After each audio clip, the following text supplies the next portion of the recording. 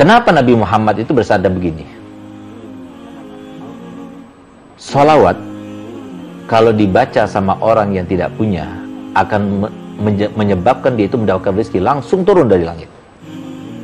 Sholawat kalau dibaca sama orang yang kaya akan memberkati kekayaannya. Apa maksudnya Nabi SAW mengatakan demikian? Kenapa Nabi SAW memberikan penjelasan semacam itu? Supaya memberikan kita harapan. Gak ada yang gak mungkin. Kalau sudah terkait dengan Allah, gak ada yang gak mungkin. Kenapa? Tanpa batas rahmatnya Allah, tanpa batas karunia Allah, tanpa batas harapan kita pada Allah, tanpa batas. Silahkan kita mau jadi wali kutub, silahkan. Kalau itu terkait dengan Allah, Allah maha mampu. Innallaha ala kulli syai'in qadir. Allah Ta'ala itu terhadap segala sesuatu mampu. Mau bikin apa saja mampu. Ada saat kita itu berdoa kepada Allah Ta'ala karena kita merasa wajah kita itu jelek, dalam waktu sehari bisa berubah menjadi cantik misalnya. Bisa. Sudah jadi, sudah kejadian, ada kejadiannya kan? Ingat gak? Nabi Musa alaihissalam, ya, pernah beliau itu disinggung oleh Nabi Muhammad SAW, seorang sahabatnya. Seorang sahabat melakukan sesuatu yang bikin senang Nabi SAW. Akhirnya kata Nabi SAW, utlub masyid, mintalah apa saja. Maka dia termasuk orang yang kurang pintar, kurang cerdas, sehingga yang dimintanya itu sesuatu yang remeh. Apa yang dimintanya?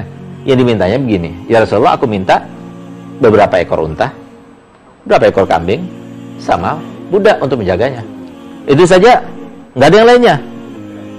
Nggak ada ya Rasulullah, cukup itu saja. Itu sudah pemberian luar biasa darimu ya Rasulullah, dan aku bersyukur padamu. Sudah, nggak ada lainnya, nggak ada ya Rasulullah. Apa kata Nabi SAW? Sahibatu Yusuf, sahibatu Musa, afdalu minki. Temannya Musa itu lebih baik daripada kamu. Nah, ketika sudah diberikan apa yang diminta, maka sahabat Nabi bertanya, ya Rasulullah, engkau tadi mengatakan temannya Musa itu lebih baik daripada engkau, sahabat tadi itu. Apa itu jadi? Begini, ketika Nabi Musa itu diperintahkan untuk mencari peninggalannya Sulaiman, peninggalannya Nabi Yusuf, ya, yang ada di kota itu, maka satu-satunya yang tahu di mana letaknya tabut itu, ya, itu ada seorang wanita tua, buta lagi matanya. Maka dia itu pergi ke wanita tua tersebut karena diperintahkan oleh Allah Ta'ala untuk mengeluarkannya lagi, menampakkannya lagi. Berangkatlah dia kepada perempuan tua itu dan dia berkata, wahai perempuan tua, tolong beritahukan aku di mana letaknya tabut itu, peninggalannya para nabi itu. Akhirnya si perempuan tua itu berkata begini, wahai Nabi Musa, ini adalah suatu pekerjaan yang dengan upah atau tanpa upah. Cerdas kan? Nah, jadi kita itu harus dituntut untuk jadi orang cerdas, jangan jadi orang blow on, gitu ya. Harus cerdas dalam segala hal, harus cerdas gitu. Nah, ini contohnya. Bisa jadi kesempatan nggak terulang, bisa jadi nggak datang lagi. Akhirnya Galiyah, jangan lupa. Silakan, engkau berikan, engkau minta apa yang menjadi permintaanmu. Kalau bolehkah aku meminta 3 permintaan, baru aku akan memberitahukan di mana letaknya tabut itu. Galiyah, silakan. Aku akan memohonkan pada Allah Ta'ala. Yang pertama, mintalah kepada Allah supaya aku kembali muda. Padahal orang tua dia. Yang kedua, mintakan kepada Allah Ta'ala supaya aku bisa melihat lagi. Buta dia matanya. Yang ketiga, mintakan kepada Allah Ta'ala supaya aku bisa menemanimu nanti di surga. Tuh. Nah, ini kan hebat. Dunia akhirat dia minta. Inilah maksudnya yang Nabi SAW mengatakan, la sahibatu Musa afdal minka. Akhirnya apa? Diminta pada Allah Ta'ala, semua permintaan dikabulkan. Yang tadinya tua jadi muda, kuat lagi. Ketika ditanya, kenapa kau minta muda? Supaya aku bisa menemanimu dan bisa berjuang denganmu. Kenapa kau minta supaya mata kamu itu bisa melihat lagi? Apa jawabannya? Supaya aku bisa memandang wajah Nabi daripada Nabiku itu engkau, Musa. Dan yang terakhir, aku minta supaya aku menemanimu kelak nanti di surga. Nah, itu kan luar biasa permintaannya. Nah, bisa kan? Dari tua bisa muda? Bisa. Dari jelek ke cantik, cantik jelek bisa? Bisa. Ingat gak? Ada seorang wali. Makanya kan Sayyidina Umar itu berkata begini, ya. Yang marah pada saya ini Sayyidina Umar yang berkata begini. Syawiruhunna wa khalifuhunna fa inna fi mukhalafatihinna barakah. Nah, ini khusus kalangan perempuan, jangan marah pada saya. Ini Sayyidina Umar yang berkata, hendaknya perempuan itu diajak musyawarah. Ibu kita diajak musyawarah, saudari perempuan kita diajak musyawarah. Tapi apa yang diputuskan oleh perempuan itu jadi ikuti. Ikuti yang sebaliknya, di situ ada keberkahan. Kata Sayyidina Umar begitu ya.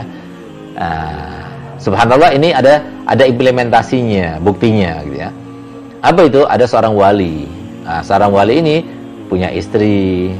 Istri itu berkata pada wali itu berkata kepadanya, semalam aku bermimpi, aku diberikan kesempatan berdoa kepada Allah Ta'ala dengan 3 doa, pasti dikabulkan. Ngomong dulu sama istrinya.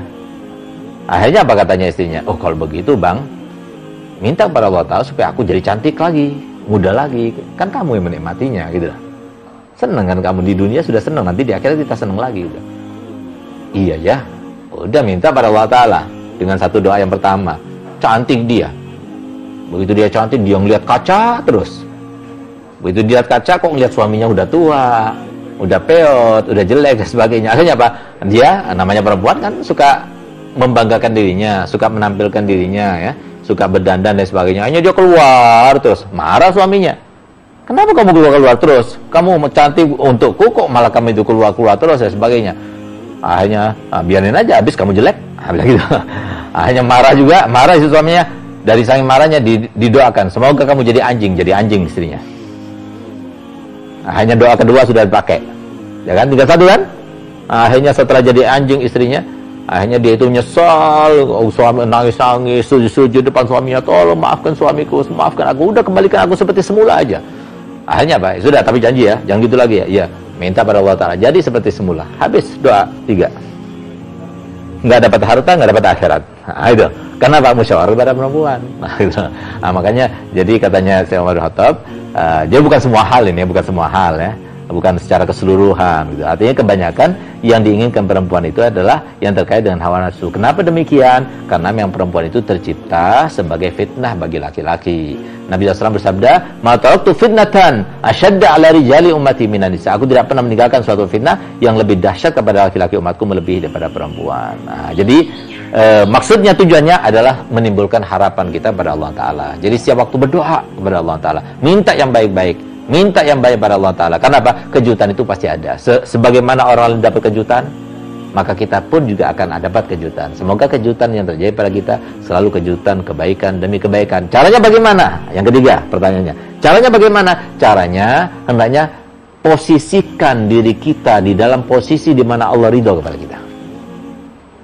Posisikan diri kita di dalam posisi Allah ridho kepada kita.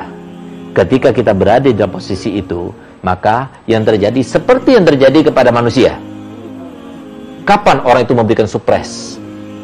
Dan siapa yang memberikan surprise? Orang yang memberikan surprise itu adalah orang yang cinta kepada seseorang. Surprise itu selalu datang kepada dari orang-orang yang mencintainya. Suami untuk istri, orang tua untuk anak, bikin surprise. Ulang tahun, itu dia dibanguni, selamat ulang tahun, dikasih sesuatu hadiah yang wah dan sebagainya. Itu kan surprise kan? Surprise itu diberikan pada siapa? Hanya kepada orang yang dicintai.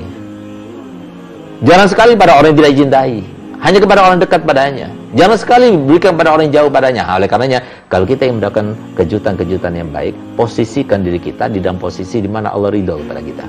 Jangan posisikan diri kita di dalam posisi di mana Allah akan murka kepada kita. Semoga kita selalu mendapatkan kejutan kebaikan demi kebaikan, sehingga kita termasuk yang bahagia, bukan cuma di dunia, tapi bahagia dunia, bahagia di alam kubur kita, bahagia di alam mahsyar kita, bahagia sampai kita melewati sirat bersama Nabi Muhammad, dan bahagia ketika kita berada di akhirat karena kita bersekutu dengan Nabi Muhammad. Amin ya rabbal alamin.